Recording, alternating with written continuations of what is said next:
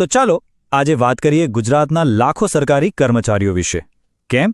કારણ કે એમના માટે આવનારો સમયે કદાચ એક મોટો બદલાવ લઈને આવી શકે છે. એક એવો ફેરફાર જેની એ લોકો વર્ષોથી રાહ જોઈ રહ્યા છે. ચાલો આ આખા મામલાને જરા ડિટેલમાં સમજીએ. જુઓ, આખી વાતના કેન્દ્રમાં બે અલગ અલગ ગ્રુપ છે. એક છે ફિક્સ પેવાળા કર્મચારીઓ અને બીજા છે કોન્ટ્રાક્ટ પર કામ કરતા કર્મચારીઓ. બંનેની સમસ્યાઓ અલગ છે, સંઘર્ષ અલગ છે, પણ આશા એક જ છે, એક સ્થિર ભવિષ્યની. આ આખી વાતને બરાબર સમજવા માટે આપણે એને 5 ભાગમાં જોઈશું. પહેલાં તો આ બે પ્રકારની સિસ્ટમ છે શું, પછી ફિક્સ પેવાળાની લડાઈ શું છે, એ પછી કોન્ટ્રાક્ટ કર્મચારીઓની શું સ્થિતિ છે, અને પછી વાત કરીશું એ બજેટની જેના પર બધાની નજર છે. અને છેલ્લે જો આ ફેરફાર થાય તો એની અસર શું થશે. તો આ બધી ચર્ચા શરૂ ક્યાંથી થાય છે? એનું મૂળ છે ગુજરાતની સરકારી નોકરીઓની સિસ્ટમમાં, જેને એક જ કામ માટે બે અલગ અલગ પ્રકારના કર્મચારીઓ ઊભા કર્યા છે. ચાલો શરૂઆત કરીએ પહેલા ગ્રુપથી, એટલે કે ફિક્સ પે કર્મચારીઓથી. એમની લડાઈ સાચું કહું તો સમયની સામે છે. તો સવાલ એ છે કે આ ફિક્સ પે છે શું? જરા વિચારો, તમને સરકારી નોકરી મળે પણ પહેલા 5 વર્ષ માટે તમને પગાર ઓછો મળે. કોઈ બીજા લાભો જેમ કે ભત્તા, પ્રમોશન કે ટ્રાન્સફર એ કંઈ જ નહીં.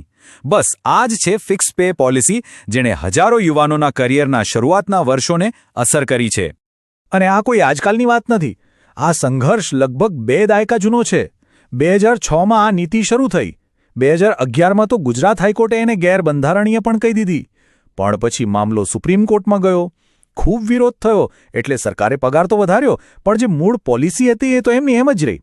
હવે બધાની નજર 2026 પર છે, જ્યારે સુપ્રીમ કોર્ટ આના પર પોતાનો છેલ્લો નિર્ણય આપી શકે છે.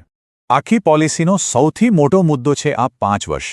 5 વર્ષનો લાંબો પ્રોબેશન પીરિયડ. અને કર્મચારી યુનિયનોની માંગણી શું છે? એકદમ સિમ્પલ, કે આ 5 વર્ષને ઘટાડીને 3 વર્ષ કરી દેવામાં આવે. પણ આનો સૌથી મોટો પ્રભાવ શું છે? એ ખરેખર ચોંકાવનારો છે. આંકડા બતાવે છે કે લગભગ 50%, એટલે કે દર 2માંથી 1 કર્મચારી આ 5 વર્ષ પૂરા થાય એ પહેલાં જ નોકરી છોડી દે છે. હવે વિચારો કે એનાથી સરકારી કામકાજ પર કેટલી મોટી અસર પડતી હશે. અને હવે આ આખી લડાઈમાં એક નવો વળાંક આવ્યો છે.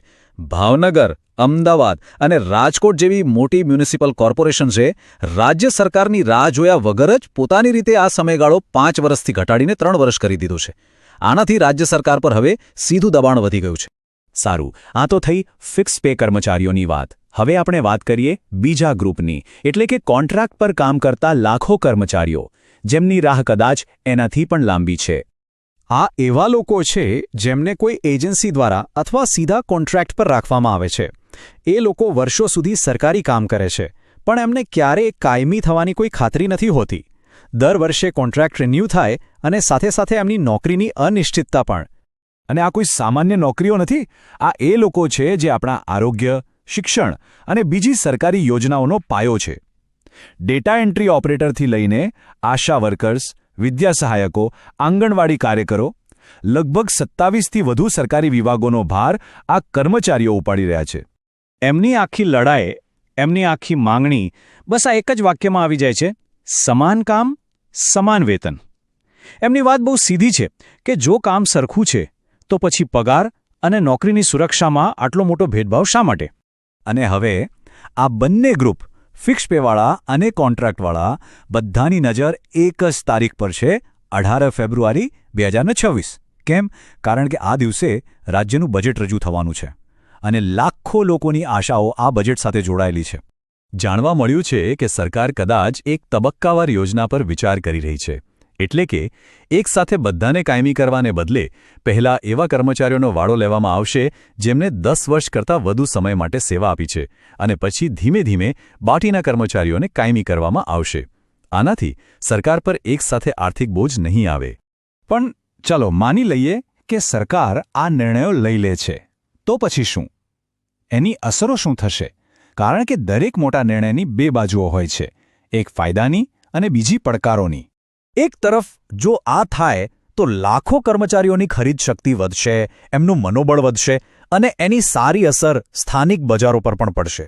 પણ બીજી બાજુ સરકારની તિજોરી પર હજારો કરોડનો બોજ આવશે અને 27થી વધુ વિભાગોમાં આ નવી નીતિનો અમલ કરવો અને બધા માટે યોગ્ય નિયમો બનાવવા એ પણ એક બહુ મોટો પડકાર હશે. તો છેલ્લો અને સૌથી મોટો સવાલ એ છે કે શું આ બજેટ લાખો કર્મચારીઓ માટે દાયકાઓથી ચાલી રહેલી આ અનિશ્ચિતતાનો અંત લાવશે? શું ગુજરાત પોતાના કર્મચારીઓ માટે એક નવો, વધુ સુરક્ષિત અધ્યાય લખવા તૈયાર છે? જવાબ તો ભવિષ્ય જ આપશે, પણ લાખો પરિવારોની નજર એ ભવિષ્ય પર જ ટકેલી છે.